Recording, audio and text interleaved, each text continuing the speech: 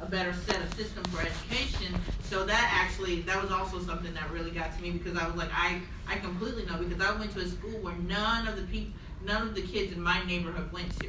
So these are people that I completely had no clue. So my first day of middle school, my first day of high school were completely new people, because my parents shifted me to schools that they felt helped me better in my education. So him going through that, just sweating it out, trying to just deal with all this extra work that he didn't know was going to happen to him, that was really something that I could relate to.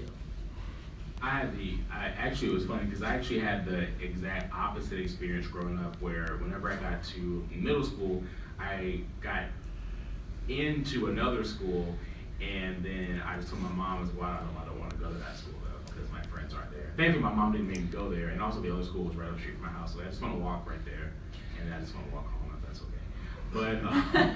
But I love how the best scene in that movie so many things in this movie were so well thought out, and when it comes to the school and Miles not wanting to be there, the scene for me that sums up everything is when Miles purposely failed his true or false test. Right. Oh yeah. And then his teacher was like, even if somebody randomly took the true or false test, they would get at least 50% of the answers right. The only way for you to get every single answer wrong is for you to know what the actual answer for each question was. She's like, Miles, stop playing. Like, I feel like that's what she really wanted to say. Was like, Miles, stop playing. Like, let me go ahead and give you 100 on this and move on, because you're not leaving this school, and I'm not letting you give up on this school and flunk out because you just don't want to be here. Right.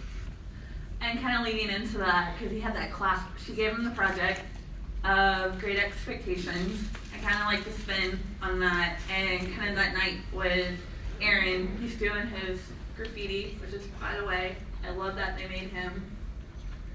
The graffiti was perfect. It was beautiful.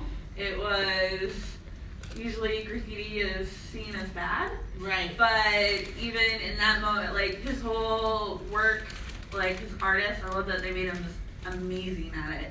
Not even like struggling, he was like perfect at it. I kind of like, you see like the spider, like you're kind of anticipating this big thing with the spider.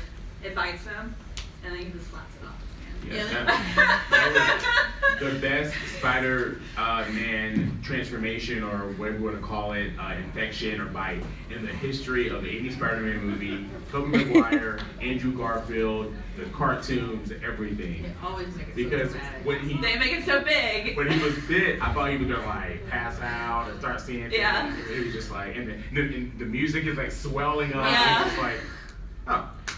He just I died laughing. Yeah. Died laughing. They have really good comedic moments here, and that was probably one of the best ones, because it's just like, it's true sometimes. When you get bit by a spider, you don't really realize it. When you see it, it's just like, yeah. And you keep it moving. You don't think there's anything special that just happens to you. And he didn't get like the meat sweats that Peter Parker got.